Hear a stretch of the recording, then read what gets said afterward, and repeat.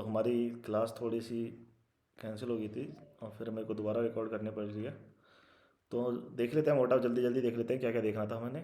और class number 20 हमने यहाँ से स्टार्ट करी थी। 1857 की क्रांति हमने ऑलरेडी ख़त्म कर चुके थे और उसकी असफलता के कारण हम देख चुके थे। तो कुछ चीज़ें रह रही थी, इंपॉर्टेंट बुक्स हैं जिसका नाम कहते हैं इंपॉर्टेंट बुक्स। कुछ इंपॉर्टेंट बुक्स हैं जैसे कि एक है द सिपाही म्यूटिनी एंड रिवोल्ट ऑफ 1857 जो कि आर सी मजूमदार ने लिखी थी, Ramesh Chandra Majumdar. Indian war of independence, ये इसके राइटर थे वीर सावरकर। क्वेश्चन पूछा था द ग्रेट रेवेलियन, इसके राइटर थे अशोक मेहता। 1857, सिर्फ 1857 जो कि गवर्नमेंट हिस्ट्री इससे ही ली गई है, एस एन सैन, सुरेंद्र नाथ सैन। और ये दो किताबें हैं, mutinies of Rajputana and roles of Rajasthan struggle of 1857। तो ये तो लिखी थी कैप्टन प्रिचार्ड ने और ये लिखी थी नाथुराम खंडगावत। यहाँ तक हमारी कंप्लीट हो जाती है सारी वो 1857 की क्रांति। कुछ क्वेश्चन भी देखे थे हमने कल, जैसे क्वेश्चन देखा था कि जो हमने कारण पढ़े थे उसके ऊपर देखे थे, जैसे चर्बी वाले कारतूसों ने 1857 का विद्रोह करवा दिया था, तो इसके कारण बताइए। ठीक है, तो हमको कारण देने पड़ेंगे कि क्या क्या कारण थे उसके, क्यों क्यों 1857 की क्रांति हुई कारतूसों से। सैनिकों में विद्रोह था, सैनिक ज़्यादा वो करने लगे थे, तो ऐसे ऐसे लिख देंगे। और फिर एक और क्वेश्चन जैसे देख आ जाएगा, जैसे डलहौजी की जो हड़प नीति थी 1857 की, उसने वही 1857 की क्रांति के लिए जिम्मेदार थी, कारण बताइए। तो क्या कारण थे, क्योंकि इन्होंने जो रियासतें के प्रमुख वो थे राजा वगैरह, वो नाराज थे। झांसी में महाराज थे, अवध की रानी नाराज थी। तो इतने मतलब काफ़ी सारे नेता मतलब राजा इससे नाराज थे हड़प नीति से। तो इन्होंने विद्रोह का एक कारण रहा मुख्य था। ठीक है, और तो बस इतना ही है, देख लेंगे बाद में जो भी है। अब देखते हैं जल्दी जल्दी समाज, हम आज पढ़ेंगे नया टॉपिक सामाजिक एंड धार्मिक सुधार आंदोलन। और उसके देखेंगे कारण, देखेंगे समाज सुधारक कौन कौन थे, प्रभाव और परिणाम क्या थे, स्वरूप कैसा था, और सफल हुई और क्यों हुई, तो हुई क्यों, और हुई नहीं हुई, ये आंदोलन सफल क्यों नहीं हुए, तो इसके कारण देखेंगे। ठीक है, तो ये हमने देखा था।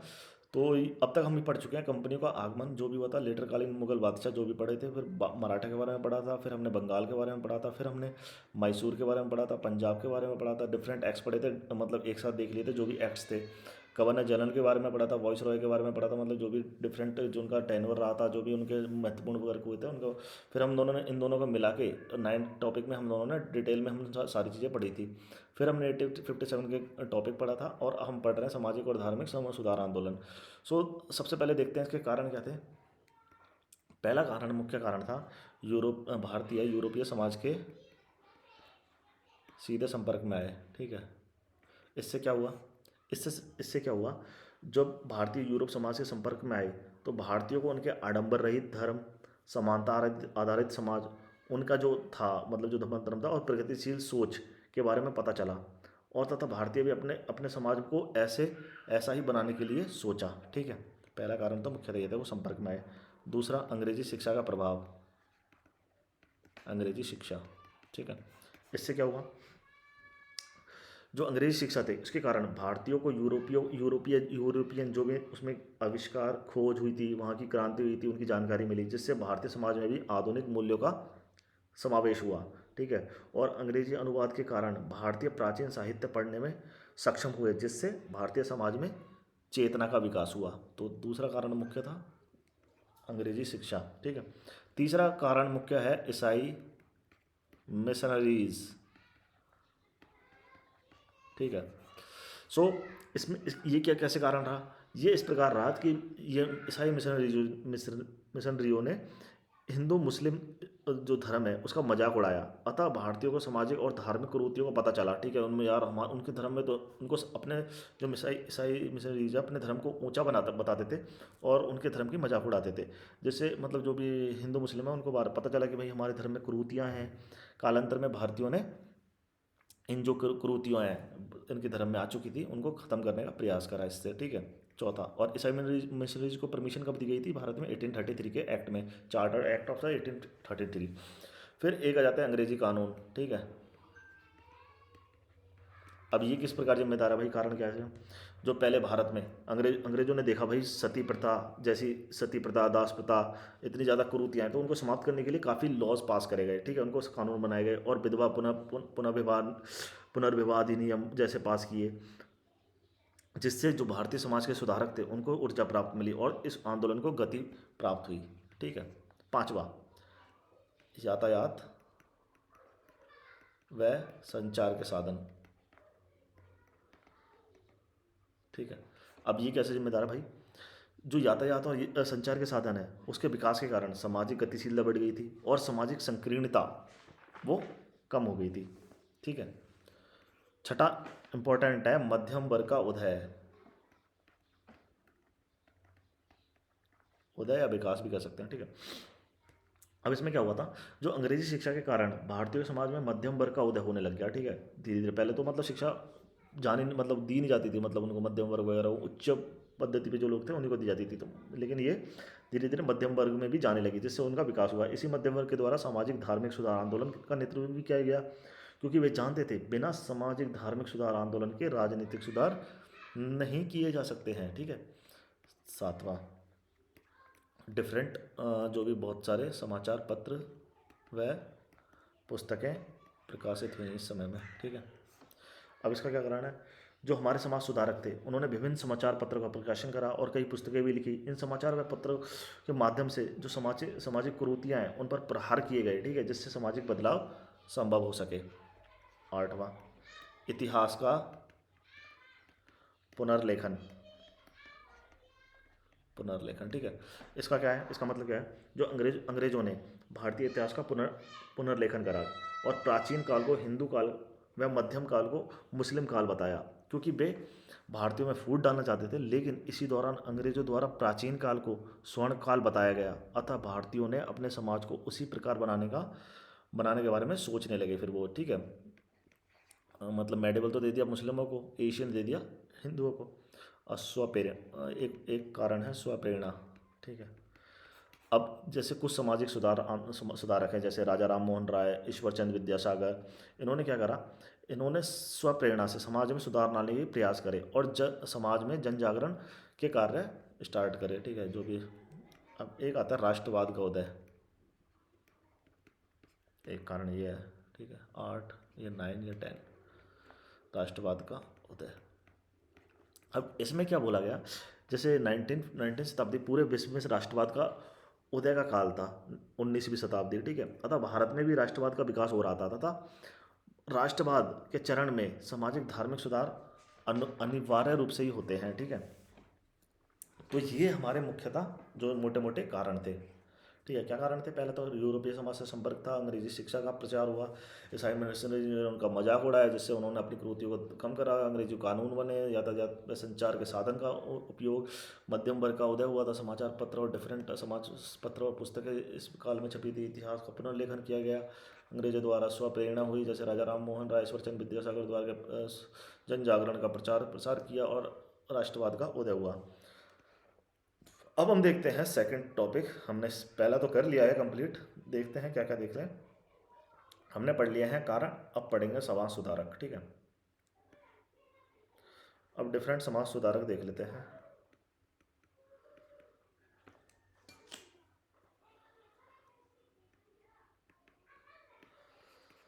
तो पहले समाज सुधारक सबको पता है, सबसे इम्पोर्टेंट जो समाज सुधारक हैं उनका नाम लिया जाता है RRR।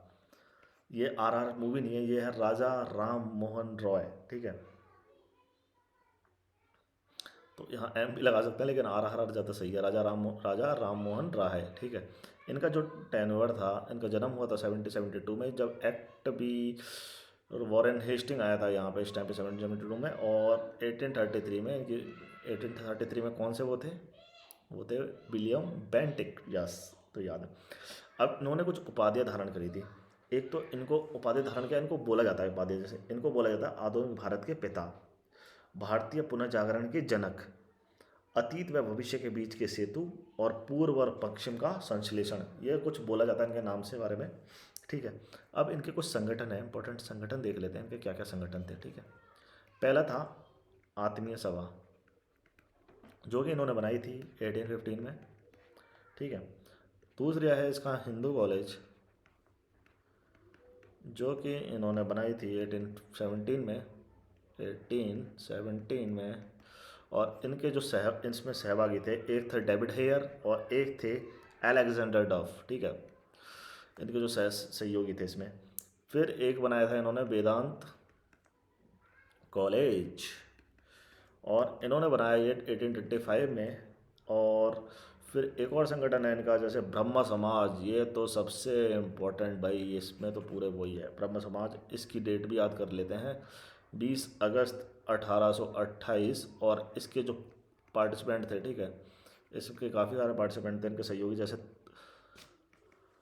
ताराचंद्र चक्रवर्ती, एक तो ये थे, एक थे द्वारिकानाथ टैगोर। अब द्वारकानाथ टैगोर से कुछ याद आ रहा है? ये रविंद्रनाथ टैगोर के दादाजी थे, ठीक है। प्रसन्न कुमार टैगोर, ठीक है। और एक थे इसमें चंद्रशेखर राव, चंद्रशेखर राव ने देव, ठीक है। सो ये मेन थे। और एक और इनका संगठन था जो था कलकत्ता यूनिटेरियल सोसाइटी। सो ये मुख्यतः इनके वो थे। सो हमने ये इनके संगठन पढ़ लिए हैं, ठीक है। और इसमें जो ब्रह्म समाज है, ठीक है, इसमें थोड़ा ये देख लेते हैं। ये थे, ये इनके प्रथम मंत्री थे। ये तो हमको पता ही है, द्वारकानाथ टैगोर कौन थे? रविंद्रनाथ टैगोर जी के दादाजी, ठीक है। ये मेन मेन सदस्य थे। अब इनकी देख लेते हैं जो भी मुख्यतः पुस्तकें थी, ठीक है, क्या क्या कौन कौन सी पुस्तकें थी। पहली है इनकी तुहु तुहा तुहा फू तुल फुतुल मुहाबुद्दीन, ठीक है, मुहाबुद्दीन पहली पुस्तक का नाम। सेकंड जो पुस्तक है इनकी वो है परसेप्ट्स ऑफ जीसस, परसेप्ट्स ऑफ जीसस। और तीसरा है, मतलब बुकें तो बहुत ही है, लेकिन जो मेन मेन है, एक है हिंदू उत्तराधिकार के नियम, ठीक है। ये मुख्यतः इनकी पुस्तकें थी। अब इनके देख लेते हैं अखबार कौन कौन से थे। समाचार पत्र या अखबार बोल देते हैं, समाचार पत्र, ठीक है। इनमें मुख्यतः एक आता है मिरातुल अखबार। ये तो बहुत ही इंपॉर्टेंट है, इसके बारे में और भी जानेंगे मिरातुल अखबार में, जो आगे की हिस्ट्री के बारे में, कि इसको बैन कर दिया गया था, क्यों करा गया था, इसके बारे में जानेंगे। हमने ऑलरेडी पढ़ भी चुके हैं वैसे। जॉन एडम द्वारा 1823 में इसको उन्होंने प्रेस एक्ट पारित करा, तो उसके अकॉर्डिंग इसको बैन कर दिया गया था। ये फारसी में था और 1823 में इनको बैन कर दिया गया था, ठीक है। सेकंड है संवाद कौमुदी, या प्रज्ञा चंद भी बोलते हैं इसको, कौमुदी या प्रज्ञा चांद, सॉरी। ये था बांग्ला में, ठीक है। तीसरा है हमारा ब्राहोनिकल मैगजीन, ठीक है, ये है अंग्रेजी इंग्लिश में। और चौथी है बंगदूत, ये है हिंदी में। तो हमने चारों देख ली। मिरातुल अखबार कौन सी किस में है? फारसी में। संवाद कौमुदी किस में है? ये है हमारी बांग्ला में। ब्राउनिकल मैगजीन इंग्लिश में और बंगदूत हिंदी में। अब इनकी एक विचारधारा थी। क्या विचारधारा थी वो देखते हैं। विचारधारा, एक तो ये करते थे समर्थन, किस चीज़ में? विचारधारा इनकी क्या थी? समर्थन की। एक थी जो इसका विरोध करते थे ये विचारधारा में, ठीक है। समर्थन किस किस का करते थे? पहली बात मोनोथिज्म, जिसको बोलते हैं एक ईश्वरवाद को करते थे सपोर्ट। सेकंड, अंग्रेजी शिक्षा को सपोर्ट करते थे। तीसरा, स्त्री शिक्षा को सपोर्ट करते थे। चौथा, प्रेस की स्वतंत्रता, उसको सपोर्ट करते थे। पांचवा, स्थायी बंदोबस्त, ये इंपॉर्टेंट है, स्थायी परमानेंट सेटलमेंट, क्योंकि खुद ये जमींदार थे इसीलिए उसको सेटल वो करते थे, परमानेंट सेटलमेंट को, ठीक है। और तो क्या है, लेट भी करेगा, ठीक है। सो पांचवा तो हो गया, क्या आप देखा था, परमानेंट सेटलमेंट। अब छठा, उच्च, मतलब जो भी है किसको सपोर्ट करते थे? जो उच्च सेवाओं का भारतीयकरण करना चाहते थे, मतलब जो भी होता है उसका सपोर्ट करते थे। और शक्तियों का पृथक्करण होना चाहिए, इसका सपोर्ट करते थे। और जूरी व्यवस्था को भी सपोर्ट करते थे। अब किस किस का विरोध करते थे? मोनोथिज्म का करते थे तो पॉलीथिज्म का विरोध करेंगे, ठीक है, बहुदेववाद का विरोध। वर्ण व्यवस्था का विरोध करते थे। जाति प्रथा का विरोध करते थे। सती प्रथा का विरोध करते थे। बाल विवाह का विरोध करते थे। बहु विवाह का विरोध करते थे। पॉलीगैमी, जो कि एक व्यक्ति दो तीन विवाह कर लेता था, उसको पॉलीगैमी बोलते थे, बहुविवाह। कन्यावध का विरोध करते थे। अवतारवाद का, थ्योरी ऑफ इनकारनेशन बोलते हैं जिसको, अवतारवाद का विरोध करते थे। और इम्पोर्टेंट भी है, एक मूर्ति पूजा का भी विरोध करते थे, ठीक है। और समर्थन में एक और कुछ और भी चीज़ें, जैसे अंतर्राष्ट्रीयकरण, अंतर्राष्ट्रीयवाद का भी समर्थन करते थे। और यूरोपियन में जो मानववाद है, ह्यूमनिज्म, उसको भी सपोर्ट करते थे। अब इन्होंने कुछ इनके वो घटनाएं हुई इनके टेनोर में, क्या क्या हुई वो देख लेते हैं। एक तो हुआ था 1821 में, क्या हुई थी, इटली जो नेपल्स है इटली में, उसमें क्रांति असफल हो गई थी, जिससे राजा राम मोहन राय ने अपने जो उस टाइम के, उस दिन के जो भी कार्यक्रम थे बहुत निराश हुए थे, तो सारे कैंसिल कर दिए थे अपने सारे वो जो भी थे, ठीक, अपॉइंटमेंट्स वगैरह। सो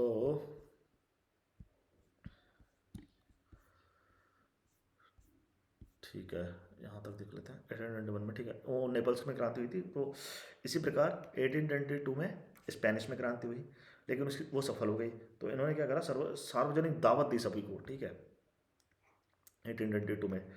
और आयरलैंड में, मतलब एक 1833 में इस इनका तो निधन हो गया था, ठीक है। लेकिन एक वो भी था, जैसे आयरलैंड में जमींदारों का दमन का विरोध करा था एक, मतलब जो भी उन्होंने आयरलैंड के जो जमींदार थे उनको दमन कर दिया था अंग्रेजों ने, तो उसका इन्होंने विरोध करा था।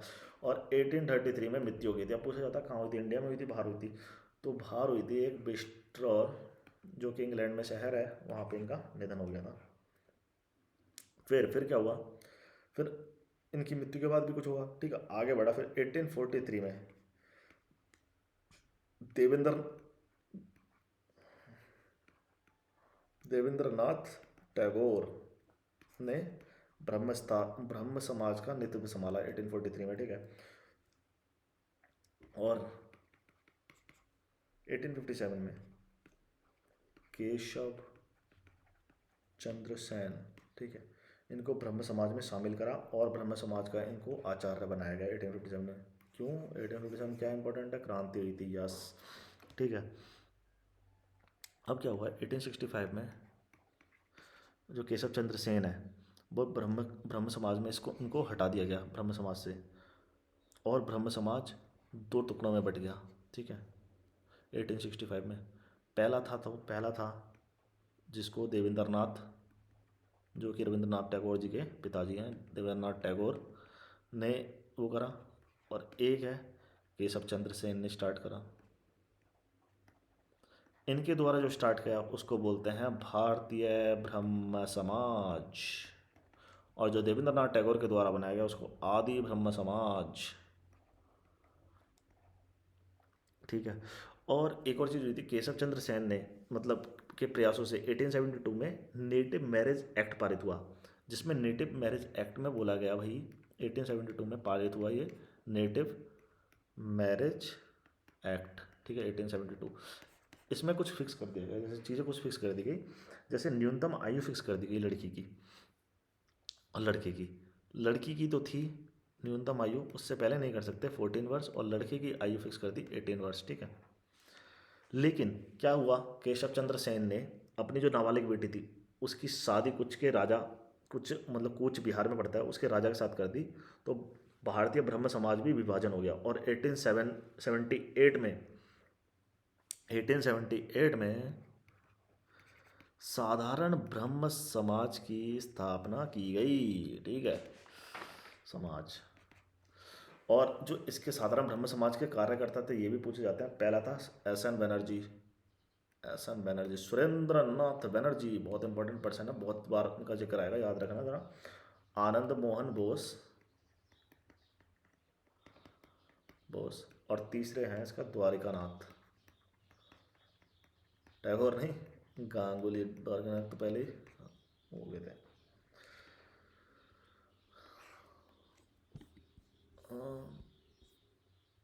ठीक है। सो अब नेक्स्ट आता है हमारा, इनके बारे में पढ़ लिया है टोटली, केशव चंद्र सेन के बारे में भी हमने देख लिया है, और राजा राम मोहन रॉय के बारे में देख लेते हैं। अब देवेंद्र नाथ टैगोर के बारे में देख लेते हैं। देवेंद्र नाथ टैगोर ने क्या क्या करे, मतलब कौन कौन सी मैगजीन निकाली, पूछा जाता है देवेंद्र नाथ टैगोर के बारे में, ठीक है। पहला था है इनका संगठन, पूछा जाता है एक संगठन क्या था, और पूछी जाती है इन्होंने कोई सी पत्रिका भी निकाली थी क्या, तो जरूर हाँ निकाली थी, संगठन भी था इनका। इसका संगठन था तत्व बोधनी सभा, जो कि इन्होंने 1839 में स्टार्ट करी थी। और एक पत्रिका निकालते थे ये तत्व बोधनी, जो कि इनके संपादक अलग थे, संपादक थे इनके